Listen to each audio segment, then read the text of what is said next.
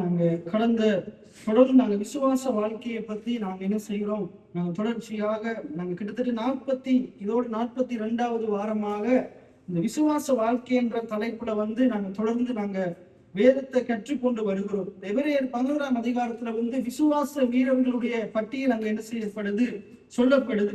இன்னைக்கு நம்ம வாழ்ற வாழ்க்கையும் என்ன வாழ்க்கைன்னா விசுவாச வாழ்க்கை. ஏன்னா இன்னைக்கு நம்முடைய அனுதின வாழ்க்கை நாங்க விசுவாசம் இல்லாம என்ன செய்ய முடியாது, வாழ முடியாது. விசுவாசம் என்றா என்னண்டா, விசுவாசம் என்றா முற்றிலும் கர்த்தரை சார்ந்து இருக்கிறது. எல்லாம் சொல்லுங்க, முற்றிலும் கர்த்தரை சார்ந்து இருக்கிறது. எப்படிப்பட்ட சூழ்நிலைகள் மத்தியிலையும் இன்னைக்கு ஒவ்வொரு மனிதனுக்கும், மனிதனா பிறந்த ஒவ்வொரு மனுஷனுக்கும், ஒவ்வொருத்தருக்கும், ஒவ்வொரு உயிருக்கும் என்ன இருக்குதுன்னா பலவிதமான நெருக்கம் இருக்குது வாழ்க்கையில. இன்னைக்கு நம்முடைய குடும்ப வாழ்க்கையில எடுத்துக்கொண்டா பலவிதமான நெருக்கங்கள், கஷ்டங்கள், உபத்திரவங்கள் இதெல்லாம் கடந்து வர வேண்டியதா இருக்குது. இதெல்லாம் தாண்டிதான் வர வேண்டியதா இருக்குது. உதாரணத்துக்கு நாங்க வேதத்துல நிறைய பரிசுத்தவான்களோட வாழ்க்கையை நாங்க எபிரேயர்ல இருந்து பார்த்து கொண்டு வர்றோம்.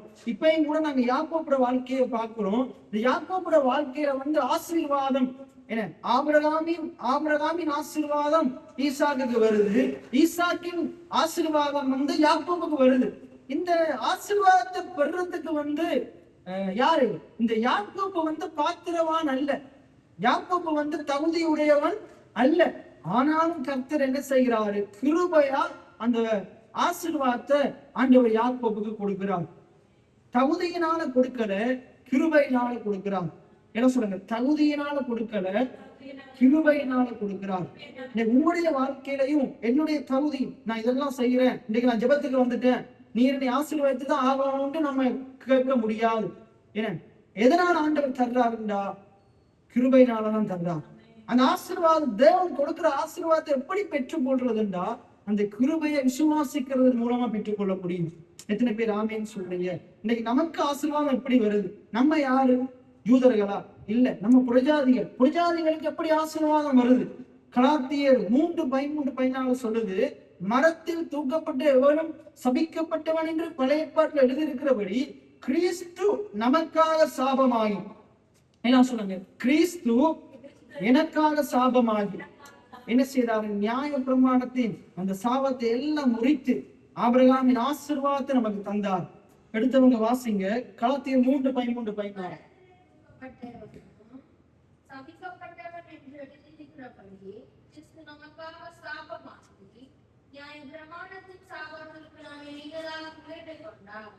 ஆபிரகாமுக்கு உண்டான ஆசீர்வாதம் கிறிஸ்து இயேசுவினால் புரஜாதிகளுக்கு வரும்படியாகவும், ஆவியை குறித்து சொல்லப்பட்ட வாக்குத்தத்தத்தை நாம் விசுவாசத்தினாலே பெறும்படியாகவும் உட்படியாயிற்று. பாருங்க, புரஜாதிகளுக்கு வரும்படியாக. என்ன புரஜாதிகளுக்கு? அந்த 14வது வசனத்தை எல்லாரும் சேர்ந்து திருப்பி வாசிங்க. கலாத்தியர் 3:14 வசனம்.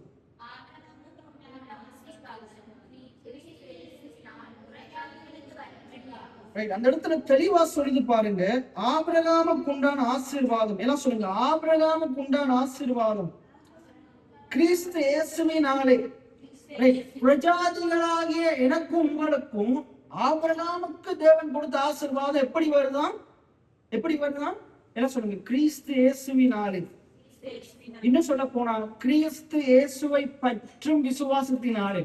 என்ன சொல்லுங்க, கிறிஸ்து இயேசுவை பற்றும் விசுவாசத்தினாலே. எத்தனை பேர் ஆமென் சொல்றீங்க? அப்ப நமக்கு எப்படி ஆசீர்வாதம் வருது? நம்முடைய வாழ்க்கையில எப்படி ஆசீர்வாதம் வருது? கிறிஸ்து இயேசுவை பற்றும் விசுவாசத்தினாலே. இப்படி சொல்லலாம், கிருபையினாலே. ஏன்னா கிறிஸ்து இயேசுவை பற்றி கொள்றதா என்னது? கிருபையை பற்றி கொள்றது. ஏன்னா கிறிஸ்து இயேசுதான் ஒரு கிருபையா இருக்கிறார். எத்தனை பேர் ஆமென் சொல்றீங்க? அதான் மரியாதைக்கு யோவான் 1:14 சொல்லுது. என்ன சொல்லுது? அந்த வார்த்தை மாம்சமாகி என்ன அவ எனக்குள்ளே வாசம் பண்ணினான்னு அந்த இடத்துல மரியா சொல்றாரு பாருங்க. இந்த இடத்துல சொல்லுது பாருங்க, ஆபிரகாமுக்கு உண்டான ஆசீர்வாதம் கிறிஸ்து இயேசுவினால் பிரஜாதிகளுக்கு வரும்படியாக. அப்ப எந்த ஒரு மனிதன் கிறிஸ்து இயேசுவை விசுவாசிக்கிறானோ, என்ன கிறிஸ்து இயேசுவண்டா அவர் தான் விடுவிக்கிறவர், அவர் தான் மேசியா, அவர் தான் என்னுடைய பாவங்கள், சாபங்கள், அக்கிரமங்களுக்காக என பலியிடப்பட வேண்டிய கிருபாதார பலியாக ஆட்டுக்குட்டியாக இந்த உலகத்துக்கு வந்தவர் என எனக்காக அடிக்கப்படுகிற ஆட்டுக்குட்டி என எனக்காக இந்த பூமிக்கு இறங்கி வந்த தேவன் தேவகுமாரன் என்று யார் விசுவாசிக்கிறாவோ, அந்த கிறிஸ்து இயேசுவை யார் விசுவாசிக்கிறாவோ அதான் பற்றி கொள்றது. இதுல சொல்லுது பாருங்க, கிறிஸ்து இயேசுவை பற்றும் விசுவாசத்தினாலே என கிறிஸ்து இயேசுவை பற்றி கொள்வதனாலே, அதான் விசுவாசம். அந்த கிருபையை பற்றி கொள்றதுனாலே நாங்க தேவனிடத்திலிருந்து ஆசீர்வாதங்களை பெறுகிறவர்களா இருக்கிறோம். ஆகையினால இந்த கிறிஸ்து இயேசுவினால் என்ற காரியம் என்னத்தை குறிக்குதுன்றா, அவரை நாங்க விசுவாசிக்கிறதன் மூலமாக, அந்த கிருபையை விசுவாசிக்கிறதன் மூலமாக, கிறிஸ்து இயேசுவை விசுவாசிக்கிறதன் மூலமாக, சுவிசேஷத்தை விசுவாசிக்கிறதன் மூலமாக, இப்படி சொல்லலாம், சத்தியத்தை விசுவாசிக்கிறதன் மூலமாக. எத்தனை பேர் ஆமீன் சொல்றீங்க? ஏன்னா கிறிஸ்து இயேசுதான் சத்தியமா இருக்கிறார். கிறிஸ்து இயேசுவை பற்றினதுதான் சுவிசேஷமா இருக்குது. எத்தனை பேர் ஆமீன் சொல்றீங்க? கிருபை என்றாலும் கிறிஸ்து இயேசு கொடுக்கிறதா கிருபையா இருக்குது. அவரே கிருபையா தான் இருக்கிறார். ஒரு பாட்டை சொல்லுது, அவர் தான் நமக்கு கிருபையா இருக்கிறார், அவரே கிருபை.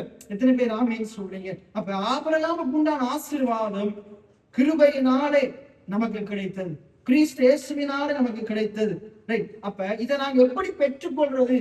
கிறிஸ்து இயேசு கொடுத்த இந்த ஆசீர்வாதத்தை நம் தகுதி இல்லாத நமக்கு, ஆபிரகாமோட அந்த சந்ததியில பிறக்காத நமக்கு, பிரஜாதிகளாகிய நமக்கு, தேவனை மட்டும் தூரமானவர்களாக நமக்கு எப்படி இந்த ஆபிரகாமின் ஆசீர்வாதம் வந்ததுண்டா, கிறிஸ்து இயேசுவினால வந்தது.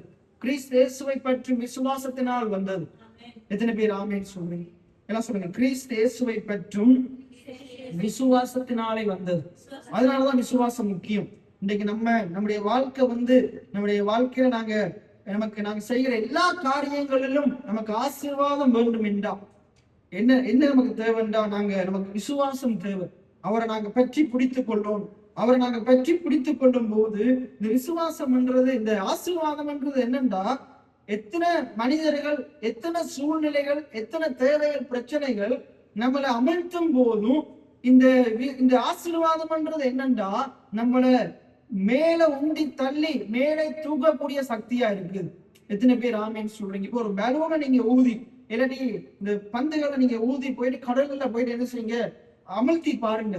இல்லாட்டி உங்களோட வீட்டுல இருக்கிற ட்ரம்ல என்ன செஞ்சு பாருங்க, அந்த பந்தை, அந்த பலூனை அப்படியே வைத்து உள்ள அமிழ்த்தி பாருங்க. உங்களோட கை மேல வர்றதுக்கு முன்னுக்கு என்ன பலூன் என்ன செஞ்சிடும்? நீங்க கையை அதை விட்டுட்டு அந்த பலூன் அமர்த்தி அடியில போட்டுட்டு அந்த கையை நீங்க மேல அடிக்கிறதுக்கு முன்னுக்கு அந்த பலூன் என்ன செய்திடும்? மேல வந்துடும். ஆசீர்வாதம் பண்றது என்னையும் உங்களையும், இயேசுவை விசுவாசிக்கிற என்னையும் உங்களையும் எத்தனை மனிதர்கள் நம்மளை அமிழ்த்தினாலும், இந்த பொல்லாத உலகங்கள், இந்த உலக சிற்றின்பங்கள், இந்த உலகத்துல இருக்கிற எல்லா எதிர்மறையான காரியங்கள், பிரச்சனைகள், சூழ்நிலைகள், தேவைகள் நம்மளை ஆழத்துல அமிழ்த்தும் போதும் கர்த்தரை நீங்க நம்புவீங்களா இருந்தா அவர் உங்களை அவ்வண்ணமா தூக்கி எடுப்பார். எத்தனை பேர் ஆமீன் சொல்றேன்? எத்தனை பேருக்கு நான் சொல்றது வழங்குது? நம்முடைய எதிரான சூழ்நிலைகள் நம்மளை ஆழத்தில் அமிழ்த்தும் போதும் நம்மளை மேல தூக்கி எடுக்கக்கூடிய சக்தி தான் ஆசீர்வாதம். எத்தனை பேர் ஆமீன் சொல்றீங்க? ஆகையினால இந்த சத்தியத்தை நாங்க அறிந்து கொள்ளும். உதாரணத்துக்கு இதுக்கு தெளிவான உதாரணம் யாருன்னா யோசேப்பு. வேதத்துல நிறைய பேர் இருக்கிறாங்க. ஆனா இந்த ஆசீர்வாதத்துக்குரிய சிறந்த உதாரணம் நான் சொல்லுவேன் யோசேப்புடைய வாழ்க்கையில நீங்க பாத்தீங்கன்னா வாக்குத்தத்தம் வந்துருச்சு, தரிசனம் வந்துருச்சு. ஆனா எத்தனையோ பேர் அவனை கொண்டு போய் ஆழத்தில் தள்ளுறாங்க. புலிகிற சகோதரர் தள்ளுறாங்க, அம்மா அப்பா பரியாசம் பண்றாங்க. அவனை கடவுள் உயர்த்துவார், மேல கொண்டு வருவார்களா வார்த்தை வந்துருச்சு. அதை போய் ஆசாசியா அம்மாட்ட சொல்லும் போது, சகோதரம் என்று சொல்லும் போது பொறாமப்படுறாங்க, கொல்றதுக்கு வயதுறாங்க, பரியாசம் பண்றாங்க. நீ எங்களுக்கு மேல வர பாக்கியான்னு என்ன செய்யறாங்க? பெருமை கொள்றாங்க. ஆனா கர்த்தர் அவனை தூக்கி எடுத்தார். எத்தனை பேர் ஆமீன் சொல்றீங்க? எத்தனை பேர் அமிழ்த்த நினைச்சாலும் அவன் போற இடங்கள் எல்லாம் பிரச்சனை தான். சிறையிலையும் பிரச்சனை, அங்க போத்திபார் வீட்லயும் பிரச்சனை. எந்த எதிர்மறையான சூழ்நிலை வந்து அமிழ்த்த நினைச்சாலும் எல்லா இடங்களிலேயும் கர்த்தர் அவனை படிப்படியா என்ன செய்கிறார்? ஆசீர்வதித்து தூக்குகிறார். எத்தனை பேர் ஆமீன் சொல்றீங்க? அது மிக முக்கியமான ஆசீர்வாதம் என்னண்டா, கர்த்தர் அவனோடே கூட இருக்கிறார். எத்தனை பேர் ஆமீன் சொல்றீங்க? நாங்க போன கிழமை நம்ம பார்த்தோம், இந்த யாக்கோபுட ஞாயிற்றுக்கிழமை நம்ம பார்த்தோம், போன செவ்வாய்க்கிழமை நாங்க பார்த்தோம். இந்த யாக்கோபுட வாழ்க்கையில கர்த்தர் என்ன செய்கிறாரு? அவன் ஏசாவுக்கு பயந்து, தன்னுடைய சகோதரனுக்கு பயந்து இந்த பாதான் அராமுக்கு ஓடி போகும் போது, ஆதியாகமம் 28 அங்க போய் கொண்டிருக்கும் போது லூஸ் இந்த பெத்தேல் என்ற இடத்துல அவன் என்ன செய்யறான், ஒரு கல்லை வைத்து தூங்கி கொண்டிருக்கிறான். அப்ப கர்த்தர் அவனுக்கு தரிசனமாகி, அவன் நித்திரையா இருக்கும் போது தரிசனமாகி அவனோட பேசுகிறார். அவனோட என்ன பேசுறாரு அந்த இடத்துல நீங்க பாத்தீங்கன்னா, அவனுக்கு தான் யாருன்றத முதலாவது சொல்றார். நான் ஆபிரகாமின் தேவனும் ஈசாக்கின் தேவனுமா இருக்கிறேன். நான் ஆபிரகாமின் தேவனும் நான் ஈசாக்கின் தேவனுமா இருக்கிறேன் என தன்னை யாருன்னு சொல்லிட்டு அதுக்கப்புறம் என்ன செய்கிறாரு, கர்த்தர் அவனிடத்துல வார்த்தைகளை வாக்கு தத்தங்களை கொடுக்கிறார். 5-6 விதமான வாக்கு தத்தங்கள் அவனிடத்துல கொடுக்கிறார். அதை நாங்க கடந்த கிழமை பார்த்தோம். வாக்கு தத்தங்கள்லாம் கொடுத்த பிறகு அதுல மிக முக்கியமான காரியம் என்னென்றா அவருடைய பிரசன்னம் தான். நான் உன்னோடு கூட இருப்பேன். எத்தனை பேர் ஆமீன் சொல்றீங்க? நான் உனக்கு சொன்னதை செய்யும் அளவும் நான் உன்னை கைவிட மாட்டேன், உன்னை விட்டு விலக மாட்டேன். இன்னைக்கு நம்முடைய வாழ்க்கையிலையும் நமக்கு கிடைத்த மிக முக்கியமான ஆசீர்வாதம் என்னென்றா, அவர் இந்த உலகத்தின் முடிவு பரியந்தம் சகல நாட்களிலேயும் அவரை நம்புகிற, விசுவாசிக்கிற, அவரை பற்றி கொண்டிருக்கிற என்னோடையும் உங்களோடையும் கூட இருக்கிறார். எத்தனை பேர் ஆமீன் சொல்றீங்க? உங்களுடைய தந்தை தாய் உங்களை விட்டு போனாலும், உற்றார் உறவினர் விட்டு போனாலும், கணவன் மனைவி விட்டுட்டு போனாலும், இந்த உலகத்தில் இருக்கிற பிள்ளைகள் கைவிட்டாலும் கர்த்தர் ஒரு நாள் உங்களை விட்டு விலகுவதும் இல்லை, அவர் உங்களுக்கு கைவிடுவதும் இல்லை. அவர் உங்களுக்கு துணை நிற்கிறார். எத்தனை பேர் ஆமீன் சொல்றீங்க? அந்த சத்தியத்தை மறந்துடாதீங்க. எப்பயுமே கர்த்தர் எனக்குள்ள இருக்கிறார், என்னோடு இருக்கிறார். எல்லாம் சொல்லுங்க, கர்த்தர் என்னோடு இருக்கிறார்.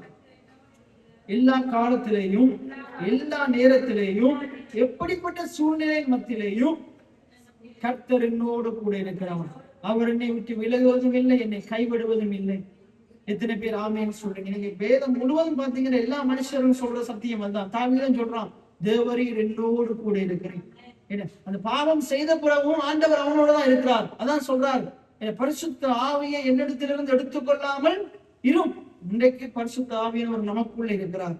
வேதம் சொல்லுது, அவர் இந்த சரீரம் அவருடைய ஆலயமா இருக்குது. இந்த ஆபிரகாமுக்கு கொடுத்த அந்த அந்த கலாத்தியர் 3:13-14 சொல்லுது பாருங்க. முதலாவது கிறிஸ்து இயேசுவின் மூலமா ஆபிரகாமின் ஆசீர்வாதம் கிடைக்குது. கலாத்தியர் 3:14 ஆபிரகாமுக்கு உண்டான ஆசீர்வாதம், எல்லாம் சொல்லுங்க, ஆபிரகாமுக்கு உண்டான ஆசீர்வாதம் கிறிஸ்து இயேசுவினால் பிரஜாதிகளுக்கு வரும்படியாகவும்.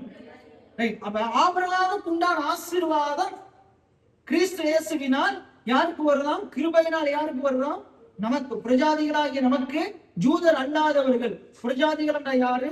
என்ன சொல்லுங்க? ஜூதர் அல்லாதவர்கள். என்ன, ஜூதர் குலத்துல பிறக்காதவர்களை தான் ஜூதர்கள் என்னன்னு சொல்லுவாங்க, பிரஜாதிகள் என்று சொல்லி ஒதுக்கி வைப்பாங்க. அப்படின்னு இப்படின்னு சொல்லலாம். ஒதுக்கப்பட்டவர்களுக்காக, ஒதுக்கப்பட்டவர்களுக்கு ஆபிரகாமின் ஆசீர்வாதம் எப்படி வருது? இயேசு கிறிஸ்துவின் மூலமா வருது. எத்தனை பேர் ஆமீன் சொல்றீங்க? என்ன, மனுஷனால தள்ளப்பட்ட, ஓரம் கட்டப்பட்ட, ஒதுக்கப்பட்ட பிரஜாதியாகிய எனக்கு, ஜூதர்கள் மற்ற எல்லாரையும் வேறு விதமா தான் பார்ப்பாங்க. தள்ளப்பட்டவர்களா பார்ப்பாங்க, ஒதுக்கப்பட்டவர்களா பார்ப்பாங்க, புறம்பானவர்களா பார்ப்பாங்க. இப்படிப்பட்ட நமக்காக ஆண்டவர் பாவமாகி சாபமாகி அவர் என்ன செய்தார்? ஆபிரகாமின் ஆசீர்வாதம் நமக்கு கிடைக்கும்படியாக வழிவாசல்களை திறந்து கொடுத்தார். எத்தனை பேர் ஆமீன் சொல்றீங்க? அப்ப பாருங்க, இந்த இடத்துல தெளிவா சொல்லுது, என்ன, வரும்படியாகவும், நமக்கு அந்த ஆபிரகாமின் ஆசீர்வாதம் வரும்படியாகவும்.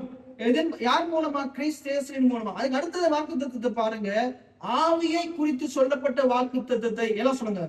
ஆவியை குறித்து சொல்லப்பட்ட வாக்குத்தத்தத்தை நாம் விசுவாசத்தினாலே பெரும்படியாகவும். இப்படி ஆயிற்று. எப்படி ஆயிற்று? இயேசு மரத்துல தூக்கப்பட்டார். 13 வசனம் சொல்லுது பாருங்க, மரத்தில் தூக்கப்பட்டவன் சபிக்கப்பட்டவன் எழுதியிருக்கிறபடி கிறிஸ்து நமக்காக சாபமாகி நியாயப்பிரமாணத்தின் சாபத்திலிருந்து நம்மை நீங்களாக்கி மீட்டுக் கொண்டார். அப்ப இப்படி ஆயிற்று. எப்படி ஆயிற்று? 13 வசனத்தை தான் சொல்லுது. என்னது? இயேசு நமக்காக மரத்துல தூக்கப்பட்டார், சாபமானார், நியாயப்பிரமாணத்தின் சாபத்திலிருந்து நம்மளை மீட்டுக் கொண்டார்.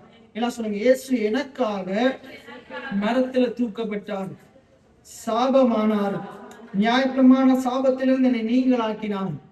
எத்தனை பேர் ஆமீன் சொல்றீங்க? எதற்காக? ஆபிரகாமின் ஆசீர்வாதம் எனக்கு வரும்படியாக. அது ஒன்று. இன்னொன்று எதுக்காக? ஆவியை குறித்து சொல்லப்பட்ட பழைய ஏற்பாட்டு வாக்கு தத்துவம் நிறைவேறும்படியாக. ஆவியை குறித்து என்ன வாக்கு தத்துவம் சொல்லப்பட்டது? என்ன வாக்கு தத்துவம் சொல்லப்பட்டது என்றா, பரிசுத்த ஆவியானவர் கடந்த பழைய ஏற்பாட்டு காலத்துல அவர் ஒரு குறிப்பிட்ட நபரோட எப்பயுமே இருக்க மாட்டார். நீங்க பாத்தீங்கன்னா அந்த தாவீது ராஜா இசைக்கருவிகளை வாசிக்கும் போது சவுலுக்குள்ள இருந்த பொல்லாத ஆவி புறப்படுது. அவனுக்குள்ள இருந்த அவனுக்கு ஆவி இல்லாதவனா மாறுறான். ஜோசுவா குறிச்சு சொல்லும் போது, காலேப்பு குறிச்சு சொல்லும் போது அவன் வேற ஆவி உடையவனா இருந்தான். அப்படின்னா பழைய ஏற்பாட்டு மனுஷர்களுக்குள்ள எப்பயுமே ஆவியானவரால் தங்க முடியல. ஏனென்றா பூரணமான பலி என்ன செய்யப்படல, பலியிடப்படல. பூரணமான பலி என்ன செய்யப்படல, பலியிடப்படல. வருஷந்தோறும் பலி என்ன செய்யப்பட்டது, ஒவ்வொரு மனுஷனுடைய பாவத்துக்காக சிந்தப்பட்டு கொண்டே இருந்தது. ஆனா கல்வாரி சிலுவையில் என்ன நடந்ததுன்னா, எல்லா மனுஷனுடைய பாவங்களுக்காக சாபங்களுக்காக கிறிஸ்து இயேசு ஒரே தரம் பலியிடப்பட்டார். எத்தனை பேர் ஆமேன்னு சொல்றீங்க? எல்லாம் என்னோட சேர்ந்து சொல்லுங்க. என் ஆண்டவர் என் இயேசு ஒரே தரம் பலியிடப்பட்டதனால் என்னை என்றென்றும் பூரணப்படுத்தி இருக்கிறார். எத்தனை பேர் ஆமேன்னு சொல்றீங்க? அப்ப பூரணப்படுத்தி நம்மளை சுத்திகரித்து இன்றைக்கு நம்முடைய சரீரத்தை அவருடைய ஆலயமா கொண்டு என்றென்றைக்கும் இன்றைக்கு அவர் நமக்குள்ள வாழ்றார். எத்தனை பேர் ஆமேன்னு சொல்றீங்க? ஆண்டுடைய வார்த்தை சொல்றது, கிறிஸ்துவானவர் மகிமை நம்பிக்கையாக எனக்குள் வாசமா இருக்கிறார். எல்லாம் சொல்லுங்க, கிறிஸ்துவானவர் மகிமை நம்பிக்கையாக எனக்குள் வாசமா இருக்கிறார். எத்தனை பேர் ஆமேன்னு சொல்றீங்க? ரோமர் 8:11 ஒருவர் வாசிங்க. ரோமர் 8:11. ரோமர் 8வது அதிகாரம் 11வது வசனம். ரோமர் 8வது அதிகாரம் 11வது வசனம். அன்றியும் இயேசுவை மரித்தோரிலிருந்து எழுப்பினவருடைய ஆவி உங்களில் வாசமா இருந்தால், கிறிஸ்துவை மரித்தோரிலிருந்து எழுப்பினவர் உங்களில் வாசமா இருக்கிற, பாருங்க, உங்களில் வாசமா இருக்க போகிறேன்னு சொல்லல. எப்ப இது இயேசு கிறிஸ்து மரித்ததுக்கு பிறகு பவுல் ஊழியம் செய்கிற நாட்கள்ல இது என்ன நடக்குது, இந்த ரோமன் புத்தகத்துல இது எழுதப்படுது. அதுல தெளிவா சொல்லுது, உங்களில் வாசமா இருக்கிற. அப்ப எப்படின்னு என்ன அர்த்தம்? உங்களில் வாசமா இருக்கிறன்னா என்ன அர்த்தம்? இப்ப உங்களுக்குள்ள ஒருத்தர் வாசமா இருக்கிறார், குடிகொண்டு இருக்கிறார். எத்தனை பேர் ஆமேன்னு சொல்றீங்க? இப்ப உங்களுக்குள்ள ஒருத்தர் இருக்கிறார். எத்தனை பேர் ஆமேன்னு சொல்றீங்க? யார் அது? பரிசுத்த ஆவியானவர். அந்த வசனத்தை வாசிங்க. இப்பொழுது உங்களில் வாசமா இருக்கிற, இப்ப உங்களுக்குள்ள வாசமா இருக்கிறது யாருடைய ஆவி? தேவனுடைய ஆவி. அப்படின்னா கிறிஸ்துவை மரித்தோரில் இருந்து, சரீரத்துல மரித்தோரில் இருந்து உயிரோடு எழுப்பினவருடைய ஆவி. எத்தனை பேர் ஆமேன்னு சொல்றீங்க? அப்ப கிறிஸ்துவ மரித்த வீதியில இருந்து அவருடைய சரீரத்தை உயிரோடு எழுப்பினவருடைய ஆவி இன்றைக்கு எனக்குள்ள வாசமா இருக்குது. அதை சொல்றது பாருங்க, உங்களில் வாசமா இருந்தால், வாசிங்க, இந்த சரீரம் இப்ப எப்படி இருக்குது? சாவுக்குரியதா இருக்குது, ஏன்னா மண்ணுக்குள்ள போகக்கூடியதா இருக்குது. ஆனா என்ன அந்த வார்த்தை என்ன சொல்றா, அவர் உங்களுக்குள்ள வாசமா இருக்கிறதுனால பயப்படாதீங்க, கவலைப்படாதீங்க. ஏன்னா மரணத்தை கண்டு இந்த சரீரத்துல செத்து போயிடுவனும், ஐயோ இந்த வலிக்குது, எனக்கு கை காலெல்லாம் பலவீனமா இருக்குது, கை விலங்குகளுக்கு, இதுக்கெல்லாம் கவலைப்பட்டு துக்கித்து அசதியா இருக்காதீங்க, சோர்த்து போவாதீங்க. இந்த சரீரம் செத்தே போனாலும் ஆண்டவர் அதை உயிரோடு எழுப்புவார். எத்தனை பேர் ஆமேன்னு சொல்றீங்க? ஏன்னா உங்களுக்குள்ள இருக்கிற ஆவியானவராலதான் உயிரோடு எழுப்ப முடியும். ஏன்னா உலகத்தில் இருக்கிற வேற எந்த மனிதனாலையும், இந்த உலகத்தில் இருக்கிற வேற எந்த காரியங்களினாலையும், பணத்தாலையும் பொருளாலையும் எந்த மனுஷனாலையும் செத்து போன சரீரத்தை உயிரோடு எழுப்ப முடியாது. ஆனா ஆண்டவர் உயிர்ப்பிக்கிறவரா இருக்கிறார். எத்தனை பேர் ஆமேன்னு சொல்றீங்க? உங்களுக்குள்ள இருக்கிற ஆவியானவர் எப்படிப்பட்டவர் என்றா, மரித்து போனவைகளும் உயிர்ப்பிக்கிறவரா இருக்கிறார். உங்களுடைய எந்த சரீரம் மரித்து போனாலும் உயிர்ப்பிப்பார். அதனாலதான் பவுல் சொல்றாரு, மரணமே உன் கூரங்கே, பாதாளமே உன் ஜெயம் எங்கே? என்ன அந்த ஜெயத்தை, அந்த மரணத்தை ஆண்டவர் ஒரு நாள் என்ன செய்வார்? இல்லாமக்குவார், பரிகரிப்பார். ஒரு கிறிஸ்தவனுக்காக மரண பயம் இருக்க கூடாது. அப்ப இந்த இடத்துல என்ன சொல்லுதுன்றா, விசுவாசத்தினாலதான் என்ன நடக்குது? அந்த பரிசுத்த ஆவியானவரை பெற்றுக்கொள்ள முடியும். இதுல சொல்லுது பாருங்க, ஆவியை குறித்து சொல்லப்பட்ட வாக்குத்தத்தத்தை நாம் விசுவாசத்தினாலே பெரும்படியாக, எதனாலே பெரும்படியாக? விசுவாசத்தினாலே பெரும்படியாக. பரிசுத்த ஆவியானவர் நாங்க பெறணும் என்றால், இயேசு எனக்காக பாவமானார், எனக்காக சாபமானார். அதை எந்த ஒரு மனுஷன் விசுவாசிக்கிறானோ அவன் பரிசுத்த ஆவியானவரை பெற்றுக்கொள்ள முடியும். பாவத்தோடு இருக்கிற மனுஷன், இயேசு எனக்காக சாபமானாரு, எனக்காக மரத்துல தூக்கப்பட்டாரு, நியாயப்பிரமாணத்தின் சாபத்திலிருந்து நீங்களாக்கி மீட்டுட்டார் என்ற வெளிச்சம் இல்லாதவன், வெளிப்பாடு இல்லாதவன், அதை விசுவாசிக்காதவன் உண்மையான ரட்சிப்பை பெற்றுக்கொண்டவன் அல்ல. அவனுக்குள்ள பரிசுத்த ஆவியானவர் குடிகொண்டு இருக்க போறது இல்ல.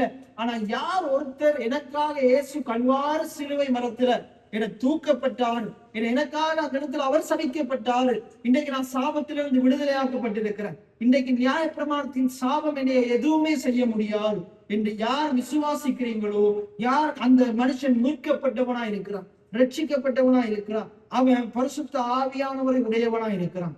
எத்தனை பேர் ஆமீன் சொல்றீங்க? இன்னைக்கு இயேசு கல்வாரி சிலுவையில சாபமானார் எத்தனை பேர் விசுவாசிக்கிறீங்க?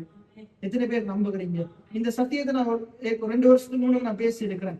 பழைய ஏற்பாடுல மோசே என்ன செய்கிறாரு, இந்த யோவான் 3 இருக்குது 14 நீங்க 16-17 வசனங்கள்ல வாசிச்சீங்கன்றதுல இருக்குது. ஏன்னா பழைய ஏற்பாடு காலத்துல வெண்கல சர்ப்பத்தை மோசே என்ன செய்ய சொல்றாரு, ஆண்டவர் அது ஒரு கோல்ல உயர்த்தி பிடிக்க சொல்றாரு, அது நோக்கி பார்க்கிறவன் பிழைப்பான். அந்த வெண்கல சர்ப்பத்தை நோக்கி பார்க்கிறவன் பிழைப்பான் அப்படின்னு. அந்த சர்ப்பம் என்னத்துக்கு அடையாளம்? சிலுவை சாபத்துக்கு அடையாளம். ஏன்னா அந்த சர்ப்பம் என்னத்துக்கு அடையாளம்? அந்த சாபத்துக்கு ஆண்டவர் நிரந்தர தீர்வை உண்டு பண்ணிட்டார். எத்தனை பேர் ஆமேன்னு சொல்றீங்க? ஏன்னா தேவனுடைய வார்த்தையை மீறும் போது உபாகமம் 28 படி அந்த 14ஆம் வசனத்துக்கு பிறகு முழுக்க சாபம் தான் வருது. ஏன்னா தேவனுடைய வார்த்தையின்படி கேட்டதன்படி நடக்காதனால சாபம். அந்த இடத்துல இஸ்ரவேல் ஜனங்கள் செய்த சாபம் பாவம் என்னது?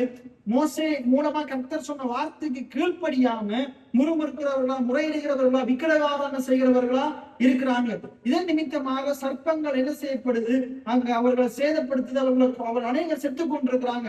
அப்ப மோசே போயிட்டு ஆண்டவரிடத்துல என்ன செய்யறாரு, ஜெபம் பண்றார். அதை நான் ஏற்கனவே பார்த்திருக்கிறோம். அதுல குறிப்பா அந்த சர்ப்பங்கள் அங்க இருக்கிற ஜனங்களை கடிக்கிறதுக்கு காரணம் என்னன்னா, கர்த்தருக்கு விரோதமாகவும் ஊழியக்காரனாகிய மோசே ஆரோனுக்கு விரோதமாகவும் என்ன செய்தாங்க, குறை சொன்னாங்க. நம்ம எத்தனை பேருக்கு ஞாபகம் இருக்குது?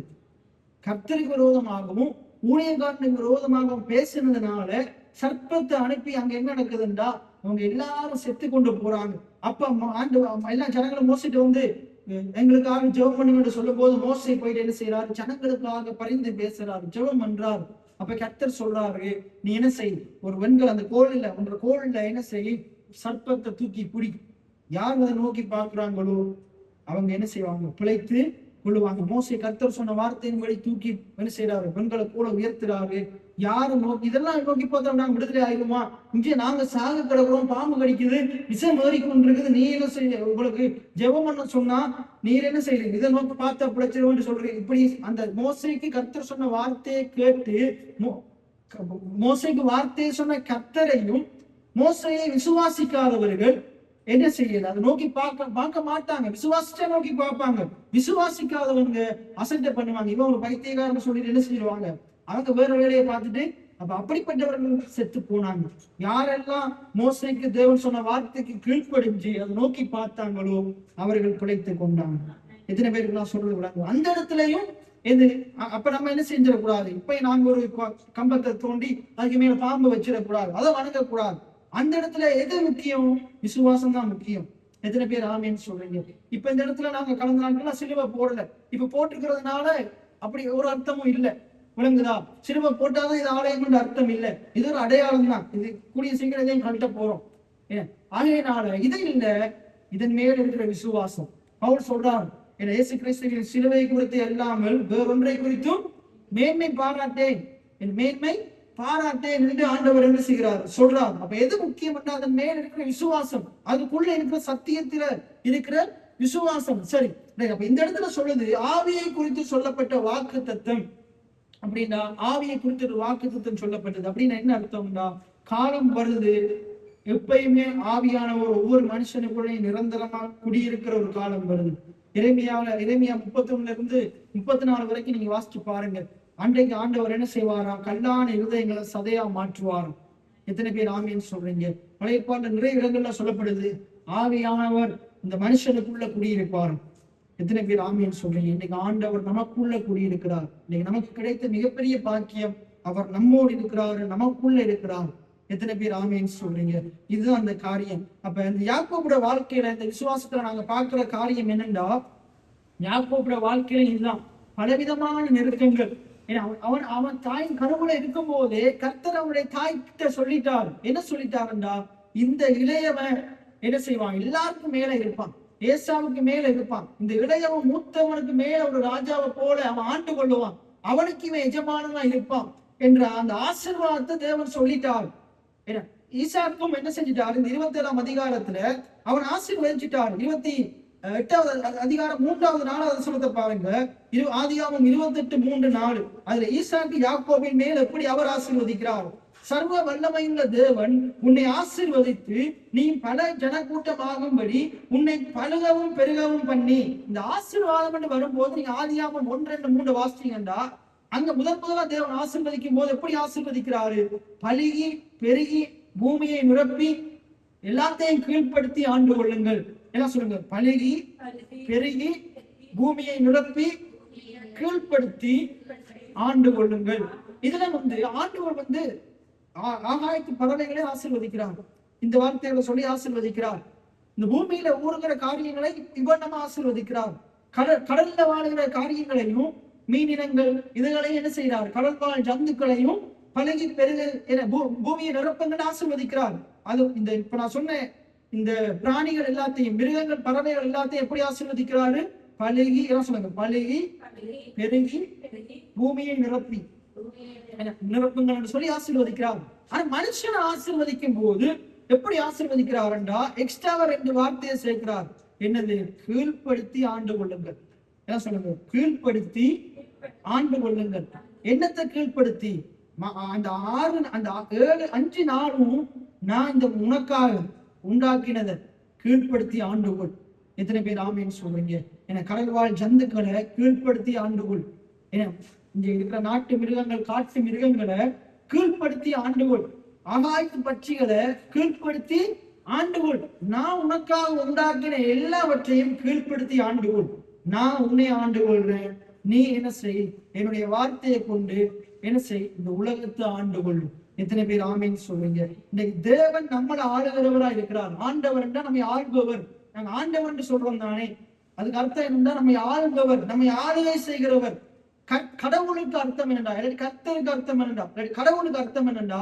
அவர் எல்லாவற்றையும் கடந்தவராய் இருக்கிறார், எல்லாவற்றுக்கும் அப்பாற்பட்டவராய் இருக்கிறார். எத்தனை பேர் ஆமேன்னு சொன்னீங்க? தேவன் அப்படின்னு அர்த்தம் என்னண்டா ஏலோகிம், தேவன், ஆதியிலே தேவன். அது சிருஷ்டி கர்த்தர். எல்லாம் சொல்லுங்க, சிருஷ்டி கர்த்தர். தேவனுக்குரிய அர்த்தம் என்னது? சிருஷ்டிக்கிற கர்த்தர். இன்னைக்கு நம்முடைய வாழ்க்கையில அவர் தான் நமக்கு தேவனா இருக்கிறார். அப்படின்னா என்னது? அவர் தான் நம்முடைய வாழ்க்கையில எல்லாவற்றையும் உண்டு பண்ணி தந்திருக்கிறார். எத்தனை பேர் ஆமேன்னு சொல்றீங்க? இயேசு வந்தா விடுவிக்கிறவர், இயேசு வந்தா விடுவிக்கிறவன். அவர் நம்மளை பாவ சாப அக்கிரமங்கள் ரோகங்கள் எல்லாவற்றிலும் விடுவித்திருக்கிறார். சரி, ஆசீர்வாதமான என்னது? பழகி பெருகி பூமியை நிரப்பி கீழ்ப்படுத்தி ஆண்டு கொள்றது. மனுஷனுக்கு தேவன் எக்ஸ்ட்ராவா கொடுத்த ஆசீர்வாதம் என்னது? பறவைகள், மிருகங்கள், கடற்கரை காரியங்களை விட ஆண்டவர் மனிதனை எவ்வளவு ஆசீர்வதித்தாரு? கீழ்ப்படுத்தி ஆண்டு கொள்ளுங்கள். அப்ப நானும் நீங்களும் கீழ்ப்படுத்தி ஆண்டு கொள்ள உண்டாக்கப்பட்டவர்கள். ஆனா இந்த பாவத்தினால மனுஷன் தேவனுடைய வார்த்தையை மீறி பழத்தை புசிச்சு ஆண்டவர் சொன்னதை மீறி ஒரு காரியத்தை செஞ்சதுனால பாவம் வந்துருச்சு. இப்ப பாவம் வந்த பிறகு மனுஷனால நிறைய காரியங்களை கீழ்ப்படுத்தி ஆண்டு கொள்ள முடியல. மனுஷனை சில காரியங்கள் ஆண்டு கொள்ள வலிக்கிட்டுருச்சு. ஏன்னா அப்படித்தான் அந்த விக்கிர ஆராதனைகள் எல்லாம் வந்தது. கடவுள் நம்பிக்கை இல்லாத காரியங்கள் எல்லாம் வந்தது. பண ஆசை, பொருள் ஆசை, அப்படித்தான் வந்தது. அங்க பாருங்க, ஆதாமுடைய பிள்ளைகளே என்ன செய்யறாங்க? அந்த ஆதாமுடைய பிள்ளையாகிய அந்த காயின் என்ன செய்ய? காயினுக்கு என்ன வருது? காயினால கீழ்ப்படுத்த முடியல. தனக்கு பண ஆசையை கீழ்ப்படுத்த முடியல. கடவுளுக்கு கொண்டு வரும்போது, காணிக்கையை கொண்டு வரும்போது அவனால என்ன செய்ய முடியல? அதிகமா உதாரத்துவமா ஆவேன் கொடுத்தது போல கொடுக்க முடியல. அவனால அவன் மனம் என்ன செஞ்சிருச்சு? பணத்தின் மேல, ஐஸ்வர்யத்தின் மேல அந்த நம்பிக்கையை வச்சிருச்சு. அவனுக்கு கடவுளை விட அவனுக்கு எது முக்கியமா போயிருச்சு? ஆபேலுக்கு அவனுடைய காரியங்கள் பெருசா போயிருச்சு. கடவுளுக்கு என்று சிறந்ததை கொடுக்கறதுக்கு மனம் வரல, உதாரணத்துவமா கொடுக்கறதுக்கு மனம் வரல. அப்ப அவனை அது கீழ்படுத்திச்சு, இவன் அதை கீழ்படுத்தவே அவனால முடியல. இன்னைக்கு நம்முடைய வாழ்க்கையில அப்படித்தான். அநேக நேரத்துல நம்மள சில காரியங்கள் ஆண்டு கொண்டு இருக்குது. சில பேரை கடவுளை கூட நம்ம சில காரியங்களை மண்டைக்கு மேல தூக்கி வச்சிட்டு இருக்கிறோம். நம்மளால அதை கீழ்படுத்த முடியல.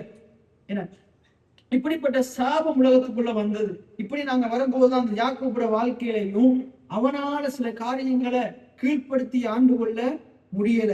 ஆனா மகிமையின் தேவன், சர்வ வல்லமையில கர்த்தர், எந்த தகுதியும் இல்லாத, எந்த ஆசீர்வாதத்தை பெறத்துக்கு, ஆபிரகாமின் ஆசீர்வாதத்தை பெறத்துக்கு எந்த தகுதியும் திராணியும் இல்லாத யாக்கோப்புக்கு தரிசனமாகி அவனை தெரிந்து கொண்டு ஆண்டவர் அவனுக்கு சொல்றாரு, சர்வ வல்லமையுள்ள தேவன் உன்னை ஆசீர்வதித்து நீ பல ஜனக்கூட்டமாகும்படி உன்னை பலகவும் பெருகவும் பண்ணி, தேவன் ஆபிரகாமுக்கு கொடுத்ததும் நீ பரதேசியாய் தங்குகிறதுமான தேசத்தை நீ சுதந்திரித்துக் கொள்ளும்படி ஆபிரகாமுக்கு அருளினதை உனக்கும் உன் சந்ததிக்கும் அருளுவாராக என்று சொல்லி ஈசாக்கு யாக்கோப்பு ஆசீர்வதிக்கிறான். எத்தனை பேர் ஆமேன்னு சொல்லுங்க? எந்த தகுதியும் இல்லாத யாக்கோப்புக்கு கர்த்தருடைய ஆசீர்வாதம் வருது. கர்த்தர் ஆபிரகாமுக்கு கொடுத்த இந்த சந்ததிக்குரிய ஆசீர்வாதம் வருது. ஏசாவின் சந்ததியில் அல்ல, உன் மூலமாக என்ன நடக்க போகுது? ஆபிரகாமுக்கு சொன்ன வாக்குத்தத்தம் பூமியில நிறைவேற போகுது. அப்படின்னு என்ன அர்த்தம் என்றால், யாக்கோப்பாகிய உன்னை கொண்டு ஒரு நாள் கிறிஸ்து இயேசு உலகத்துக்குள்ள வரப்போகிறார். எத்தனை பேர் ஆமேன் சொல்லுங்க? உலகத்தை ரட்சிக்கிறவர் வரப்போகிறார். இந்த உலகத்துக்கு நற்செய்தியை கொடுக்கக்கூடிய, உலகத்துக்கு ஒரு விமோச்சனத்தை, சாபம் பாவத்திலிருந்து விடுதலையை கொடுக்கக்கூடிய ஒரு ஆண்டவர் உன்னுடைய சந்ததியில பிறக்க போகிறார் என்ற அந்த வாக்குத்தத்தம் அவனுக்கு கிடைக்குது. இப்படி அந்த வாக்குத்தத்தத்தை பெற்று பெற்றோருக்கு கீழ்ப்படிந்து அவன் புறப்பட்டு போகும்போதுதான், நாங்க 10வது வசனத்திலிருந்து போன நம்ம பார்த்தோம், கர்த்தர் அவனோடு பேசுகிறார். அவன் அந்த வார்த்தையை கேட்டு அவன் என்ன செய்கிறான்? அவன் என்னத்தை பேசுறான்னு கடந்த கிழமை பார்த்தோம். அவன் என்னத்தை பேசுறான்னு பார்த்துட்டு நாங்க தொடர்ந்து அடுத்த கட்டத்துக்கு போவோம். அதுல 20, 21, 22 நாங்க போன கிழமை பார்த்தோம். இப்ப யாக்கோப்பு என்ன செய்கிறாரு? அந்த பெத்தேல் என்ற இடத்துல என்ன செய்கிறாருண்டா, தேவன் என்னோடு இருந்து நான் போகிற இந்த வழியில என்னை காப்பாற்றி உன் ஆகாரமும் முழுக்க வஸ்திரமும் எனக்கு தந்து என்னை என் தகப்பன் வீட்டுக்கு சமாதானத்தோடு திரும்பி வர பண்ணுவாரானால் கர்த்தர் எனக்கு தேவனாய் இருப்பார். நான் தூணாவில் நிறுத்தின இந்த கல் தேவனுடைய வீடாகும். தேவனில் எனக்கு தரும் எல்லாவற்றிலும் உமக்கு தசமமாகவும் செலுத்துவேன் என்று சொல்லி பொருத்தனை பண்ணி கொண்டான். அவன் ஜெபம் பண்றான். எப்படி ஜெபம் பண்றான்? ஆண்டவர் வார்த்தையை கேட்டாம ஜெபம், ஆண்டவரே நீ சொன்ன எல்லாவற்றையும் என்னுடைய வாழ்க்கையில நீ செய்வீர் என்றால் நீர் என்னுடைய தேவனாய் இருப்பீர். இன்னைக்கு நம்ம அப்படி ஜெபம் பண்ண கூடாது. ஏனென்றா அவர் நமக்குள்ள இருக்கிறார். அவர் விசுவாசிக்கிறான். இன்னைக்கு எப்படி ஜெபம் பண்ணணும்? ஆவியானவர் நமக்குள்ள இருக்கிறார். நம்ம எப்படி ஜெபம் பண்ணணும்? ஆண்டவரே வாரம் வாரம் ஜெபம் பண்ணக்கூடாது. நிரப்பும் ஜெபம் பாட்டு படிக்க கூடாது. என்ன நம்ம எப்படி ஜெபம் பண்ணணும்டா, எனக்குள்ள இருந்த என் சூழ்நிலைகள் மத்தியில நீர் வெளிப்படுவீராக. எத்தனை பேர் ஆமேன்னு சொல்றீங்க? என்ற இந்த கடினமான சூழ்நிலைகள் மத்தியில எனக்குள்ள இருக்கிற ஆவியானவரே, எனக்குள்ள வாசம் செய்கிற ஆவியானவரே நீர் வெளிப்படுவீராக, எனக்கு உதவி செய்வீராக, என்ற பாவத்தை மேற்கொள்றதுக்கு எனக்கு திராணியை பலன தருவீராக, உடைய கிருபைகள் அதிகமாய் தருவீராக, நீர் என்னோடு இருந்து என்னை போஷிப்பீராக, என்னை உடுத்துவிப்பீராக. எத்தனை பேர் ஆமேன்னு சொல்றீங்க? நான் உற்சாகமா வேலை செய்யறதுக்கு எனக்கு பலன தருவீராக, எனக்குள்ள இருக்கிற ஆவியானவரை எனக்கு உதவி செய்யுங்க. இப்படித்தான் ஜெபம் பண்ணணும். எத்தனை பேர் ஆமேன்னு சொல்றீங்க? ஆண்டவரை நீங்க தொழில் ஆசீர்வதிச்சா நீர் என் தேவனாய் இருப்பீர்கள் இன்றைக்கு நாங்க சொல்ல முடியாது. ஏனென்ற ஆண்டவர் நமக்கு எல்லாவித ஆசீர்வாதங்களையும் ஏற்கனவே தந்திருக்கிறார். எபேசியர் 1:3 சொல்லுது, வானத்தையும் பூமியையும் படைத்த கர்த்தராலே. எடுத்து வாசிங்க. எபேசியர் 1:3. எபேசியர் 1:3. எபேசியர் 1:1. சோஸ்திரம். அவர் கிறிஸ்துவுக்குள் உன்னதங்களிலே ஆவிக்குரிய சகல ஆசீர்வாதத்தினாலும் நம்மை ஆசீர்வதித்திருக்கிறார். என்ன சொல்லுங்க? அவர் கிறிஸ்துவுக்குள் உன்னதங்களிலே ஆவிக்குரிய சகல ஆசீர்வாதங்களாலும் என்னை ஆசீர்வதித்திருக்கிறார். அப்ப நானும் நீங்களும் ஏற்கனவே தேவனால ஆசீர்வதிக்கப்பட்டவர்களா இருக்கிறோம். தேவனுடைய ஆசீர்வாதங்களை விசுவாசத்தினால பெற்றுக்கொண்டவர்களா இருக்கிறோம். எத்தனை பேர் ஆமேன்னு சொல்றீங்க? தேவனுடைய ஆசீர்வாதம் ஏற்கனவே நமக்கு கிருபையினால உண்டாக்கப்பட்டுட்டு கிறிஸ்துவ சம்பாதிச்சுட்டாரு. நமக்கு சம்பாதிச்சுட்டாரு. இன்னைக்கு நம்ம மேல ஆபிரகாமின் ஆசீர்வாதம் இருக்குது. ஃபாதர் படிக்கிறார், ஆசீர்வாதம் என் தலைமையில இருக்குது. நீதிமானுடைய சிரசின் மேல் ஆசீர்வாதம் தங்கும். என்ன சொல்லுங்க? என்னுடைய சிரசின் மேல் ஆசீர்வாதம் தங்கும். கர்த்தர் நான் கையிட்டு செய்யும் எல்லா வேலைகளிலும் எனக்கு ஆசீர்வாதத்தை கட்டளையிட்டு இருக்கிறார். இப்ப நான் முதல் சொன்ன ஆசீர்வாதம் என்றது என்னது? அநேக காரியங்கள் கீழே இழுத்தாலும் மேல தூக்கி எடுக்கக்கூடிய சக்தி தான் ஆசீர்வாதம். இன்னைக்கு இது உங்களோட வாழ்க்கையில நீங்க அனுபவிப்பீங்க, விசுவாசிப்பீங்கன்னு அனுபவிப்பீங்க. நீங்க வேலை செய்கிற இடத்துல நிறைய பேர் உங்க மேல பொறாமப்படுவாங்க. நீங்க வேலை செய்கிற இடத்துல, நான் வேலை செய்கிற இடத்துல அப்படித்தான் பொறாமப்படுவாங்க. நிறைய பேர் உங்களை கீழே இழுத்து தள்ள பார்ப்பாங்க, உங்களுக்கு விரோதமா பேசுவாங்க. ஏன்னா நான் இப்ப வேலை செய்யற இடத்தை பத்தி பேசுறேன், ஸ்கூல்லையும் அப்படித்தான். நீங்க நல்லா படிக்கும் போது நிறைய பேர் உங்களுக்கு தெரியாமலே என்ன பொறாமப்படுவாங்க, வைத்தறிச்சல் படுவாங்க. நீங்க இந்த உலகத்துல வேலை செய்யற இடத்துலயும் சரி, ஸ்கூல்லயும் சரி, நீங்க இந்த வாழ்ற வாழ்க்கையில நல்லா உழைச்சி வர்ற வருமானத்துல ஆண்டவருக்கு கொடுக்கும் போது பொறாமப்படுவாங்க. நீங்க நல்ல வாகனங்களை வாங்கும் போது பொறாமப்படுவாங்க. நீங்க நல்ல வீடுகளை கட்டும் போது பொறாமப்படுவாங்க. நீங்க ஒரு நல்ல வாழ்க்கை வாழும் போது என்ன செய்வாங்க? சந்தோஷப்பட மாட்டாங்க. நீங்க துக்கப்படும் போது வந்து அழுவாங்க. ஆனா நீங்க சந்தோஷப்படும் போது சந்தோஷப்பட மாட்டாங்க. பொறாமப்படுவாங்க, வைத்தறிச்சல் படுவாங்க. ஏன்னா நம்மளை பத்தி புறம் பேசுவாங்க. இவன் அப்படித்தான் சம்பாதிச்சான், இப்படித்தான் சம்பாதிச்சான், பாத்திரையத்தான் பாஸ் பண்ணான், இப்படியெல்லாம் சொல்லுவாங்க. எனக்கு தேவையில்லை. உங்க மேல இருக்கிற குறைகளை நோண்டுவாங்க, என்னை போட்டு கிண்ட பார்ப்பாங்க, அவமானப்படுத்த பார்ப்பாங்க, ஏளனம் பண்ண பார்ப்பாங்க, கீழே இழுத்து தள்ள பார்ப்பாங்க. ஏன்னா ஆகையினால கர்த்தருடைய ஆசீர்வாதம் உங்க மேல இருக்கிறபடினால எத்தனை பேர் நீங்க வேலை செய்யற இடத்துலயும், படிக்கிற இடத்துலயும், சபைகளையும், எந்த இடத்துல உங்களை கீழே இழுக்க நினைச்சாலும், உங்களை அவமானப்படுத்த நினைச்சாலும், உங்களை இல்லாம ஆக்க நினைச்சாலும் கர்த்தர் என்ன செய்வார்? அநேகர் வியந்து பார்க்கத்தக்கதாக ஆண்டவர் உங்களை உயர்த்துகிறவராய் இருக்கிறார். ஏன்னா கர்த்தருடைய ஆசீர்வாதம் அவர் நம்புகிற விசுவாசிக்கிற உங்க மேல, என் மேல இருக்குது. எத்தனை பேர் ஆமீன் சொல்லுங்க? ஏன்னா நம்முடைய ஊழியத்தின் பாதைகளையும் கர்த்தர் அப்படித்தான் இருந்திருக்கிறார். எத்தனையோ பேர் இழுத்து இல்லாம நினைச்சாலும், எனக்கு தரிசனத்தை கெடுத்து போட நினைச்சாலும் கர்த்தர் என்ன செய்யறது? அழைத்த தேவன் உண்மையுள்ளவரா இருந்திருக்கிறார். நான் சொல்றேன், உங்களுடைய வாழ்க்கையிலையும் நீங்க அவரை விசுவாசிக்கிறபடினாலும், தேவனுடைய ஆசீர்வாதத்துக்கு சொந்தக்காரங்களா சுதந்திரரா இருக்கிறபடினால, தேவனுடைய ஆசீர்வாதம் உங்க மேல இருக்கிறபடினால அநேகர் உங்களை இழுத்து கீழே தள்ள நினைச்சாலும், யோசேப்பை உயர்த்தின ஆண்டவர், யோசேப்பை விடுவித்த ஆண்டவர் உங்களையும் விடுவிக்க போதுமானவராய் இருக்கிறார். எத்தனை பேர் ஆமென் சொல்லுங்க? ஆசீர்வாதம் என்றது இதுதான். ஆனா இழுக்கிற சக்திகள் அநேகம் இருந்தாலும் அதன் மத்தியிலே எங்களை தூக்கி உயர்த்துகிற சக்தியா இருக்குது. தேவனுடைய எம்பவர்மெண்டா இருக்கு, தேவனுடைய உந்தி தள்ளுகிற சக்தியா இருக்குது. ஏன்னா நம்மளை பழுக வைக்கிற, பெருக வைக்கிற, என்ன கீழ்படுத்த வைக்கிற, எல்லாவற்றையும் ஆண்டு கொள்ள வைக்கிற சக்தியா இருக்கு. அப்ப உங்களுக்குள்ள இருக்கிற அந்த ஆசீர்வாதம் எப்படிப்பட்டது என்றால், அந்த ஆசீர்வாதம் உங்க மேல இருக்கிறதுனால நீங்க நிச்சயமா பழுகுவீங்க. சொல்லுங்க, நான் நிச்சயமா பழுகுவேன், நான் நிச்சயமா பெருகுவேன், எனக்கு இருக்கிறவைகள் பழுகி பெருகும். எத்தனை பேர் ஆமேன்னு சொல்லுங்க? நான் கீழ்படுத்துவேன். சொல்லுங்க, நான் கீழ்படுத்துவேன், நான் ஆண்டு கொள்ளுவேன். எத்தனை பேர் ஆமேன்னு சொல்லுங்க? நான் என்ன செய்வேன்? ஆண்டு கொள்ளுவேன். இன்னைக்கு நம்ம பயன்படுத்துகிற இந்த காரியங்கள் எல்லாம் இப்ப ஆண்டு கொள்றா என்னண்டா, இவ்வளவு பல்பு போட்டிருக்கிறோம். என்ன இப்ப நம்ம சுவிட்சை தட்டும் போது அது ஒண்ணு ஆகும், நம்ம ஆஃப் பண்ணும் போது ஆஃப் ஆகணும். அது நினைச்ச நேரத்துக்கு அது 10 100 இருந்தா அதை என்ன செய்யுது? நம்ம சொல்றபடி கேட்கல, நம்ம அதை ஆண்டு கொள்ளல, அது தான் தோன்றித்தனமா அலையுது. அதே போலதான் இன்னைக்கு மனுஷர்களாகி நாங்க தேவன் சொன்னதைத்தான் செய்யணும். இன்னைக்கு நிறைய பேர் தேவன் சொல்றதை செய்யறதே கிடையாது. இன்னைக்கு நீங்க சுவிட்ச வீட்டுல என்ன செய்றீங்க? இப்ப வரும்போது நீங்க பூட்டை போடுறீங்க, அது லொக்காம இருக்குமா இருந்தா எப்படி கோபம் வரும்? ஏன்னா அதே போல கரண்ட் ஃபேன் ஆஃப் பண்றீங்க, சுத்தி கொண்டே இருக்குமா இருந்தா கோபம் வருமா? வராது. இன்னைக்கு ஆண்டவர் நம்மளை இப்படி இயங்குன்னு சொல்றாரு, நம்ம அப்படி இயங்கலாட்டி ஆண்டவருக்கு என்ன வருது? கோபம் வரும். அப்ப நம்ம அதை ஆண்டு கொள்ளணும். இன்னைக்கு ஆண்டவர் விரும்புகிறாரு, மனுஷன் என்னுடைய வார்த்தையின் ஆளுகைக்கு உட்பட்டு இருக்கும். இன்னைக்கு நீங்க விரும்புகிறீங்களா? என்னை ஆளுகிறவர் கர்த்தர். எத்தனை பேர் ஆமேன்னு சொல்லுங்க? அவர் ஒருவரே ஆண்டவரா இருக்கிறார். என்ன சொல்லுங்க? இயேசுவே ஆண்டவர், இயேசுவே ரட்சகர். அவர் தான் நம்மளை என்ன செய்யணும்? ஆண்டு கொள்ளும். அதான் நம்ம படிக்கிறோம், என்னை ஆளுகை செய்யும் ஆவியானவர். அவர் நம்மளை ஆளுகை செய்யணும், அவர் நம்மளை ஆண்டு கொள்ளணும். ஏன்னா அவர் நமக்கு சொல்லி தர்றார், நம்ம நடப்பதற்கு சொல்லி தாரார். ஒவ்வொரு ஆண்டவர் தான் சொல்றாரு 38ஆம் சங்கீதத்துல, நான் உனக்கு போதித்து நான் நடக்க வேண்டிய வழியை உனக்கு காட்டுவேன், உண்மையின் கண்களை வைத்து உனக்கு ஆலோசனை சொல்லுவேன். இந்த இடத்துல யாக்கோபுடைய விசுவாசத்துல நாங்க பார்க்கிற காரியம் என்னன்னா, யாக்கோபுக்கு கர்த்தர் நான் யாருன்னு சொல்றாரு, அவன் எப்படிப்பட்ட பயணத்துக்கு போக போறான்னு சொல்றாரு, அந்த பயணத்தின் மத்தியில நான் உன்னோடு கூட இருப்பேன்னு சொல்றாரு. எத்தனை பேர் ஆமேன்னு சொல்றீங்க?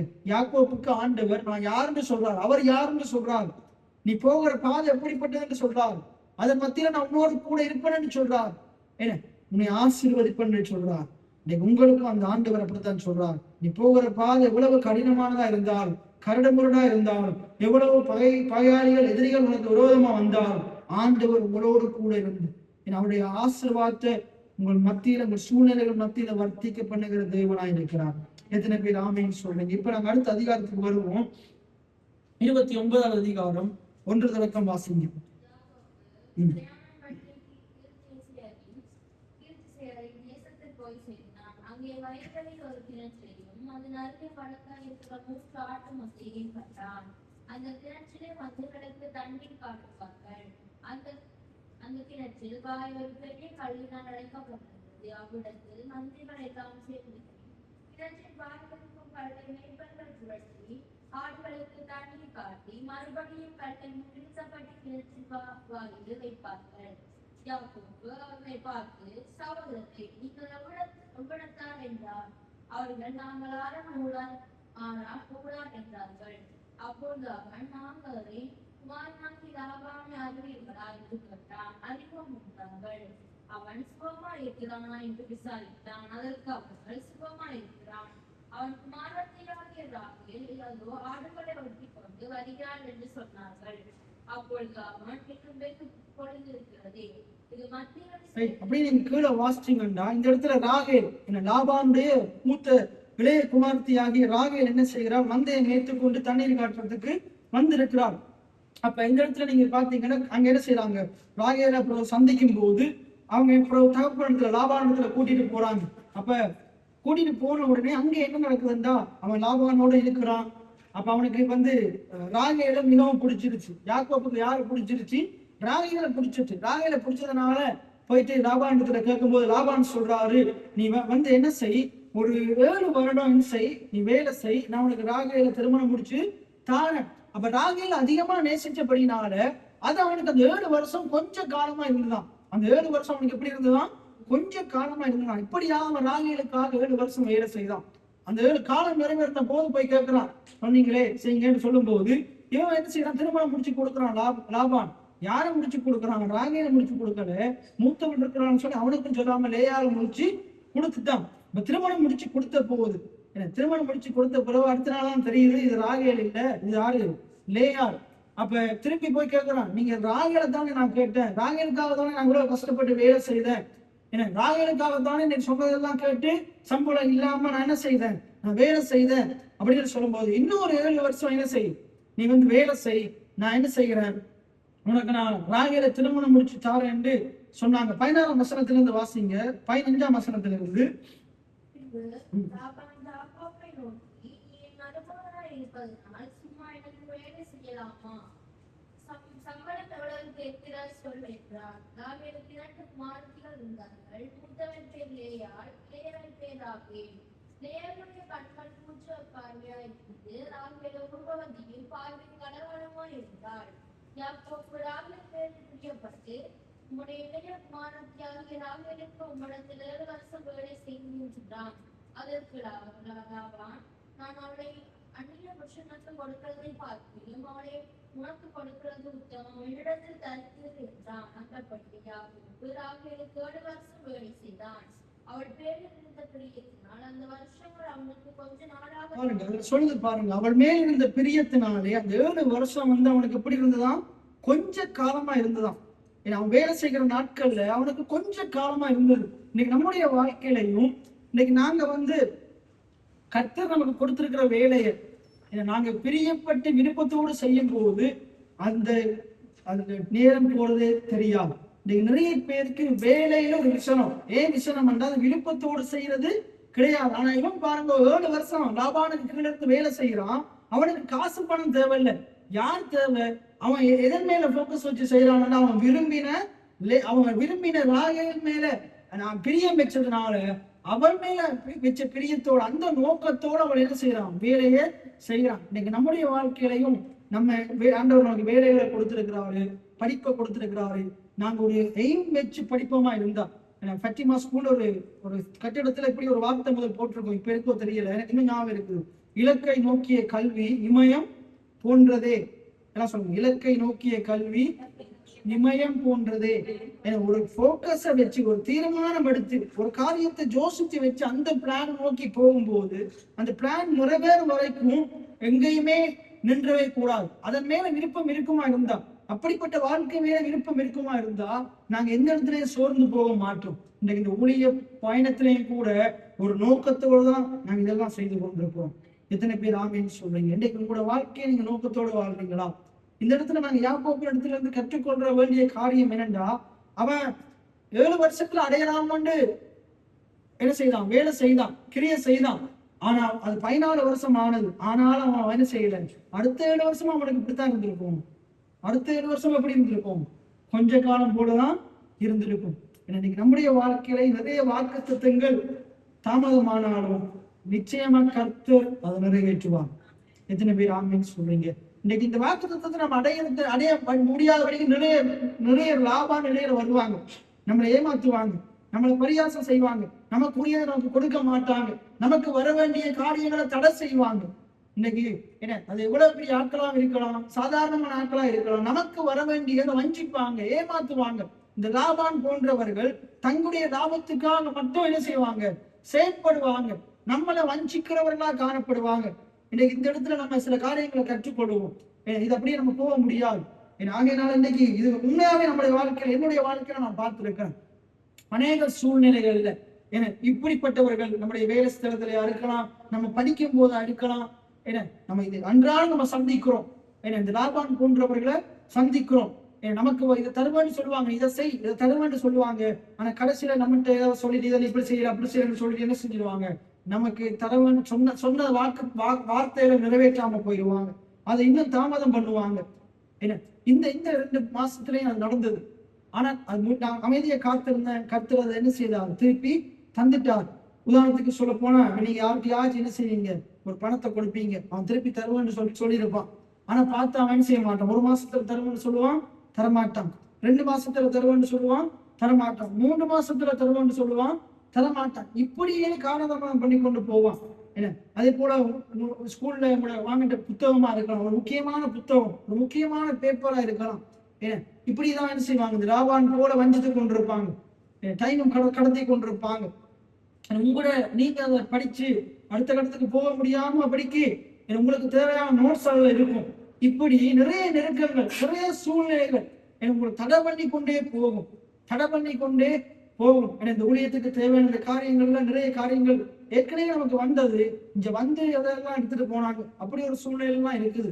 ஏன்னா நம்மளை வஞ்சித்தாங்க, நமக்குரியதை எடுத்துக்கொண்டாங்க, என்ன பரியாசம் பண்ணாங்க. ஆனா கர்த்தர் இன்றைக்கு நமக்கு எல்லாத்தையும் தந்திருக்கிறாங்க, இன்னும் அதிகமானதை தருவார். இன்னைக்கு உங்களோட வாழ்க்கையில சொன்ன எல்லாம் உங்களோட வாழ்க்கையில நீங்க அனுபவிப்பீங்க, அனுபவிச்சிருக்கிறீங்க, இன்னும் எதிர்காலத்திலையும் வரும். அது ஆயத்தமா இருங்க. ஆனா ஒன்றை நீங்க உறுதியா பற்றி பிடித்துக் கொள்ளுங்க. எத்தனை பேர் என்னை ஏமாத்த நினைச்சாலும், எனக்குரியதை வர்றதை தடுக்க நினைச்சாலும், என்னோடு அவர் இருக்கிறபடினால, அவருடைய ஆசீர்வாதம் என் மேல் இருக்கிறபடினால அவர்கள் நினைச்சது என்ன செய்யாது, நிறைவேறாது. கர்த்தர் சொன்ன வாக்கு தத்துவம் என்னுடைய வாழ்க்கையில நிறைவேறும். எத்தனை பேர் ஆமீன் சொல்றீங்க? யாக்கோபோட வாழ்க்கையில அவன் என்ன செய்யறான், ஆர்வத்தோட விருப்பத்தோடு 7 வருஷம் என்ன செய்யறான், அவன் அந்த வேலைய விருப்பத்தோட ஆசையா ஒவ்வொரு நாளும் எழும்பி போய் 365 நாள் தர 7 எடுத்துக்கொண்டா என்ன செய்யறான், அவ்வளவு 7 வருஷங்களும் 365 நாளும் சொல்லுவாங்க தானே, இந்த மாடா தெரிஞ்சு ஓடா தெரிஞ்சு மாடா உழைக்கிற மாதிரி அவன் விருப்பத்தோட ஆசையோட என்ன செய்யறான், உழைக்கிறான். ஆனா அவனுக்குரிய பலன் அவனுக்கு கிடைக்கல. ஏன்னா அவன் லாபான் ஏமாத்திட்டான். இன்னைக்கு மனுஷன் மேல நம்பிக்கையை வைப்போமா இருந்தா மனுஷன் இப்படித்தான் ஏமாத்துவான். ஆனா கர்த்தர் மேல நம்பிக்கையை வைக்கும் போது கர்த்தர் காரியங்களை வாய்க்க பண்ணுவான். ஏமாற்றுகிற மனுஷர்கள் மத்தியில காரியங்களை வாய்க்க பண்ணுகிற கர்த்தர் என்னோடு இருக்கிறார். ஏன்னா சொல்லுங்க, ஏமாற்றுகிற மனிதர்கள் மத்தியில, வஞ்சிக்கிற மனுஷர்கள் மத்தியில சொன்னதை நிறைவேற்றுகிற கர்த்தர் என்னோடு இருக்கிறார். அப்ப அவர் மேல் நம்முடைய நம்பிக்கையை வைக்கும், அவர் சார்ந்து கொள்ளும், அவர் சொன்னதை பிடித்துக் கொள்ளும், அவர் மேல விசுவாசம் உள்ளவர்களா இருக்கணும். அப்ப யாக்கோபோட வாழ்க்கைன்றது ஒரு ஈஸியான வாழ்க்கை கிடையாது. எடுத்தாப்புல சொன்னதெல்லாம் நிறைவேறல, எடுத்தாப்புல எல்லாம் கிடைச்சிடல.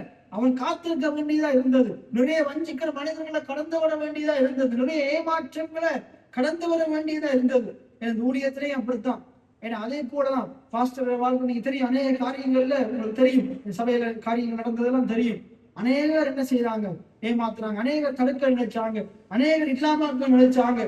ஆனா கர்த்தர் இதுவரைக்கும் கூட நடத்தி இருக்கிறார், இனி அவர் நடத்த போதுமானவராக இருக்கிறார். என்னோட வாழ்க்கையிலையும் கடந்த நாட்கள் இப்படி இருந்திருக்கும், இனியும் வரும் என்று அதை எதிர்பாருங்க. ஆனா அதை விட மேலானது எதிர்பாருங்க. என்ன வந்தாலும் கர்த்தர் என்னோடு கூட இருக்கிறார், என்ன நேரிட்டாலும் கர்த்தர் எனக்காக யுத்தம் செய்வார். எத்தனை பேர் ஆமேன்னு சொல்லுவீங்க? அப்ப இனி நெருக்கங்கள் சூழ்நிலைகள் வரும்போது என்ன அன்றைக்கு பிறகு சொன்னாரு தானே, இந்த யாக்கோபு நடந்தது தானே. ஆகையினால கர்த்தர் என்னுடைய சூழ்நிலை மத்தியில என்னோடு கூட இருக்கிறார். என்ன அடிக்கடி எனக்குள்ள நான் சொல்றது, உங்களுக்கு நான் சொல்லி தந்தது, எனக்கு விரோதமா மனுஷன் 1000 சொல்லலாம், எனக்கு விரோதமா 1000 மனுஷன் 1000 விதமா செயற்படலாம். ஆனா என்னுடைய வாழ்க்கையில கர்த்தர் சொன்னதுதான் நிறைவேறும். என்னுடைய வாழ்க்கையில கர்த்தர் செய்ய நினைத்தது தடைபடாது, எந்த மனுஷனாலையும் தடுக்க முடியாது. எத்தனை பேர் ஆமேன்னு சொல்றீங்க? உங்களுடைய வாழ்க்கையில உங்களை உயர்த்துகிற கர்த்தருடைய திட்டத்தை ஒருத்தராலையும் தடுக்க முடியாது. எத்தனை பேர் ஆமேன்னு சொல்றீங்க? அப்படியே நீங்க பாசிட்டு போனீங்கன்னா, அதுக்கு பிறகு அவன் ராகேலுக்காக இன்னும் 7 வருஷம் என்ன செய்யறான், அவன் வேலை செய்து இன்னும் அதை விட இன்னும் 7 வருஷம், மொத்தம் 21 வருஷம் அவன் என்ன செய்யறான்னா லாபானுக்கு கீழே இருந்து வேலை செய்யறான். லாபான் முதல் தான் ஏமாத்துறான்னு பார்த்தா, கடைசியில 21 வருஷம் கழிய அவன் சொல்றான், நான் இந்த தகப்பன் தேசத்துக்கு போறேன், கர்த்தர் சொல்லிட்டாரு, வெளிக்கடை சொல்லிட்டாரு, எங்க தகப்பன் தேசத்துக்கு போக சொல்லி வெளிக்கடை சொல்லிட்டாருன்னு சொல்லி லாபான்கிட்ட போய் சொல்லும் போது, லாபான் என்ன செய்தாருண்டா, அவன் போகிறது தடை செய்கிறான்.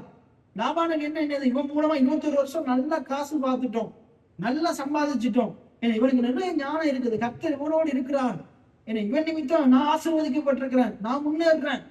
அவன் என்ன செய்யறான், ஆகையினால இவன் என்னோடைய லாபம் நினைக்கிறான், இந்த யாக்கோபு என்னோட இருக்கட்டும், நான் பெரிய ஆள் ஆயிடுவேன். இன்னைக்கு இப்படித்தான் மனிதன். ஏன்னா நீங்க அடுத்த கட்டத்துக்கு உயரணும். நான் அடிக்கடி சொல்லுவேன், நீங்க இருக்கிற நிலைமையில இருக்கிறதுக்கு உங்களுடைய கர்த்தர் தேவையில்லை, உங்களுடைய ஆசீர்வாதம் தேவையில்லை. இன்னைக்கு மனிதன் என்ன நினைக்கிறான்டா, இந்த உலகத்துல இருக்கிற எஜமான என்ன நினைக்கிறான்னா, நீ இருக்கிற நிலைமையில இருக்கணும். ஆனா கர்த்தர் என்ன நினைக்கிறாரு தெரியுமா, நீ நாளுக்கு நாள் வளரணும், பெருகணும், முன்னேறணும். எத்தனை பேர் ஆமேன்னு சொல்றீங்க? ஏன்னா நானும் நீங்களும் நாளுக்கு நாள் வளரணும், பெருகணும், முன்னேறணும் கர்த்தர் விரும்புகிறான். ஏன்னா அந்த பாதையை தான் நம்ம தெரிந்தெடுக்கணும், இருக்கிற மாதிரி இருக்கக்கூடாது. ஏன்னா 10 வருஷத்துக்கு முன்னாடி எப்படி இருந்தோமோ அப்படியே இருக்கக்கூடாது. யாக்கோபு 21 வருஷமா ஒரே மாதிரி இருக்கிறான். அவனுக்கு வர வேண்டிய எல்லா சம்பளத்தையும் ஆசீர்வாதத்தையும் யார் திருடுறாங்க? லாபான் எடுத்துக் கொள்றான். லாபான் லாபம் அடைகிறான், யாக்கோபுக்கு ஒரு லாபமும் இல்லை. லாபானுக்கு நன்மை வருது, அறுவடை வருது, வருமானம் வருது, யாக்கோபுக்கு ஒரு வருமானம் இல்லை. அதான் யாக்கோபு தன்னுடைய மனைவிட்ட சொல்றான், 10 வருஷம் உங்களோட அப்பா என்ன செய்தாரு, இந்த சம்பளத்தை, எனக்கு வர வேண்டிய சம்பளத்தை மாத்தி கொண்டே இருந்தார், ஏமாற்றி கொண்டே இருந்தார், எனக்கு உரியதை எனக்கு கொடுக்கல. இன்னைக்கு நீங்க வேலை செய்கிற இடத்துல உங்களை எஜமான சில வேலைகள்ல இப்படி ஏமாத்த கூடும், இப்படி வஞ்சிக்க கூடும், உங்களுக்குரிய கூலியை உங்களுக்கு தராம ஏமாற்ற கூடும். ஆனா கர்த்தர் அப்படிப்பட்ட ஆட்கள் விடுவிப்பார், தப்பு வைப்பார். யாக்கோபை தப்பி வைத்தாங்க. ஏன்னா அதுக்கப்புறம் ஒரு தீர்மானம் எடுத்து ஒரு காரியத்தை செய்யறாங்க, அதை அடுத்த கிழமை பார்ப்போம். இன்றைக்கு நம்ம இந்த காரியங்களை தான் பார்த்தோம். யாக்கோபோட விசுவாசத்தை பத்தி பார்க்கும்போது நம்ம என்ன முதலாவது என்ன பார்த்தோம், கர்த்தருடைய ஆசீர்வாதம். ஆபிரகாமுடைய ஆசீர்வாதம் எப்படி கிடைத்தது, பழைய ஏற்பாட்டு பரிசுத்தவான்களுக்கு எப்படி அவங்க சந்ததிக்கு கிடைத்தது, அவர்களுடைய தகுதியினால் அல்ல, கர்த்தருடைய கிருபையினால, கிறிஸ்து இயேசுவை பற்றுகிற விசுவாசத்தினால நமக்கு கர்த்தருடைய ஆசீர்வாதம் எப்படி கிடைத்தது, எப்படி நாம் ஆபிரகாமுடைய ஆசீர்வாதத்துக்கு சுதந்திரவாளிகள் ஆனோம். என்ன சொல்லுங்க, கிறிஸ்து இயேசுவை பற்றும் விசுவாசத்தினாலே. பரிசுத்த ஆவியானவர் நமக்குள்ள இருக்கிறார். இது எப்படி நமக்கு கிடைத்தது இந்த பாக்கியம்? கிறிஸ்து இயேசுவை பற்றும் விசுவாசத்தினாலே. என்ன சொல்லுங்க, கிறிஸ்து இயேசுவை பற்றும் விசுவாசத்தினாலே. இயேசு எனக்காக சாபமானதுனாலே, என்னை நியாயப்பிரமாண சாபத்திலிருந்து மீட்டுக் கொண்டதுனாலே. எத்தனை பேர் ஆமேன்னு சொல்லுங்க? என மரத்தில் அவர் எனக்காக தூக்கப்பட்டார், எனக்காக சாபமானார், நியாயப்பிரமாணத்தின் சாபத்தில் என்னை மீட்டுக் கொண்டார். இதனால நான் ஆபிரகாமின் ஆசீர்வாதத்துக்கு சுதந்திரவாளியா இருக்கிறேன், பரிசுத்த ஆவியானவர் உடையவனா இருக்கிறேன். இன்னைக்கு ஆவியானவர் எனக்குள்ள வாசம் செய்கிறார். இதை முதலாவது பார்த்தோம். இரண்டாவது என்ன பார்த்தோம், ஆசீர்வாதம் என்றது அநேக நம்மளை கீழே இழுக்கிற மனிதர்கள் மத்தியிலையும் சூழ்நிலைகள் மத்தியிலையும் நம்மளை மேல தூக்கி நிறுத்தக்கூடிய எழுப்பக்கூடிய சக்தி தான் தேவனுடைய ஆசீர்வாதம். எத்தனை பேர் ஆமேன்னு சொல்றீங்க? அடுத்தது என்ன பார்த்தோம், யாக்கோபுடைய வாழ்க்கையில லாபான் என்ன செய்தான், யாக்கோபுக்கு வர வேண்டியதை கொடுக்கல. யாக்கோபை பொய் சொல்லி ஏமாத்தினான், யாக்கோபுக்குரிய கூலிய சரியான விதத்துல கொடுக்கல, வஞ்சித்தான், ஏமாத்தினான், யாக்கோபு வளர முடியாம தடை செய்தான். ஏன்னா இன்னைக்கு நம்முடைய வாழ்க்கையிலையும் இவ்வளவுதான் நம்ம பார்த்தோம். நம்முடைய வாழ்க்கையிலையும் இதெல்லாம் வரும், எதிர்பார்த்து காத்துருங்க. அதை விட நீங்க நம்பி இருக்க வேண்டியது, எதிர்பார்க்க வேண்டியது, ஆழமா ஒன்றை புரிந்து கொள்ள வேண்டியது, எப்படிப்பட்ட சூழ்நிலைகள் மத்தியிலையும் அநேக லாபான்கள் மத்தியிலையும் என்னை ஆசீர்வதிக்கிற கர்த்தர் என்னோடு கூட இருக்கிறார், எனக்கு துணை செய்கிற கர்த்தர் என்னோடு கூட இருக்கிறார், காரியங்களை வாய்க்க பண்ணுகிற ஆண்டவர் என்னோடு கூட இருக்கிறார். என்னை நிமிர்த்தி நிற்கக்கூடிய ஆண்டவர் என்னோடு கூட இருக்கிறார். என் பேரை பெருமைப்படுத்தக்கூடிய ஆண்டவர் என்னோடு கூட இருக்கிறார். எத்தனை பேர் ஆமேன்னு சொல்றீங்க? முடியாதவைகளை சாத்தியமாக்குவார். என்னுடைய வாழ்க்கையில வருகிற சத்துருக்களுக்கு முன்பதாக என்னை ஆண்டவர் மேன்மைப்படுத்துவார். எனக்கு விரோதமா எழுப்புகிற காரியங்கள் ஆண்டவர் வாய்க்காது போக பண்ணுவார். கர்த்தருடைய ஆசீர்வாதம் என் மேல் இருக்குது. என்னுடைய வளர்ச்சியை யாரும் தடுக்க முடியாது. என்னுடைய முன்னேற்றத்தை யாரும் தடுக்க முடியாது. இதுதான் உங்களுடைய ஜெபமா இருக்கணும். இதுதான் உங்களுடைய பாடலா இருக்கணும். இதுதான் உங்களுடைய துதியா இருக்கணும். இதைத்தான் கர்த்தர் விரும்புகிறார். அடுத்தது நான் சொன்னது போல நீங்க எல்லாத்துலயும் வளரணும். இருக்கிற மாதிரி யாக்கோபு 21 வருஷம் இருந்த மாதிரி நீங்க இருக்கக்கூடாது. இந்த கிராமத்துல இருக்கிற மற்றவங்க அப்படித்தான் நினைக்கிறாங்க. என்ன நம்ம வளரக்கூடாது, முன்னேறக்கூடாது. ஏன்னா உலகம் அப்படித்தான் நினைக்கிறது, நம்ம வளரக்கூடாது, முன்னேறக்கூடாது. ஆனா கர்த்தர் நினைக்கிறாரு, நீதிமான் பனையை போல செழித்து தீபோனில் கேதுருவை போல வளரணும்னு கர்த்தர் விரும்புகிறார். எத்தனை பேர் ஆமேன்னு சொல்லுங்க? நீங்க வளரணும்னு கர்த்தர் விரும்புகிறார். பக்கத்துல இருக்கிறத பார்த்து சொல்லுங்க, நீங்க இப்ப இருக்கிறத விட உபாகமம் 1:11 சொல்லுது. சொல்லுங்க, உபாகமம் 1:11 சொல்லுது, நீங்க 1000 மடங்கு பெருகணும். மத்தேயு 4 சொல்லுது. சொல்லுங்க, மத்தேயு 4 சொல்லுது, நீங்க 30, 60, 100 பெருகணும். நீங்க பலன் கொடுக்கணும். சொல்லுங்க, சங்கீதம் 92 சொல்லுது, நீங்க பனியை போல செழிக்கணும். லீபனோனில் கேதுருவை போல வளரணும். எத்தனை பேர் ஆமேன்னு சொல்லுங்க? சங்கீதம் 23 சொல்லுது, என்ன கர்த்தர் உன்னுடைய மேய்ப்பனா இருக்கிறார். எப்படி சொல்லுது? ஒரு குறை உனக்கு இருக்காது, ஒரு குறை உனக்கு இருக்காது. குறைகளை எல்லாம் கர்த்தர் நிறைவாக்குவாங்க. ஏன்னா அதே போல சொல்லிட்டே போலாம். சங்கீதம் 1 சொல்லுது, நீ நீர்க்கால்கள் ஓரமா நடப்பட்ட மரத்தை போல் இருப்ப, நீ செய்கிற எல்லாம் வாய்க்கும். எத்தனை பேர் ஆமேன்னு சொல்றீங்க? 112 சங்கீதம் 1 கடைசி மட்டும் சொல்லுது, நீதிமானுடைய உன்னுடைய வீட்டுல ஆஸ்தியும் ஐஸ்வர்யமும் இருக்கும், ஒன்றும் இல்லாம இருக்காது. என்ன மல்கியா சொல்லுது, உன்னுடைய களஞ்சியங்கள் எல்லாம் பூரணமா நிரம்பும். எத்தனை பேர் ஆமேன்னு சொல்றீங்க?